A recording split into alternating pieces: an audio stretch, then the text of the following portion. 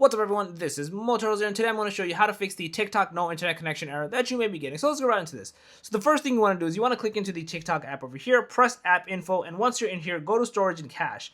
You want to clear the cache because a lot of times this is usually what's causing these errors, so you want to make sure that's pretty much cleared. You want to do clear storage as well, but a lot of times this will sign you out, so just an FYI there, but that usually fixes part of it as well. The next thing to do is in mobile data usage. This one is usually turned off where it says unrestricted mobile data usage, and you want to turn that on. And if background data is also turned off, turn that on as well. The next thing to do is go to force stop and press OK. This is like a hard reset to the app. It pretty much restarts the app itself, but usually fixes a lot of this issue that you may be facing.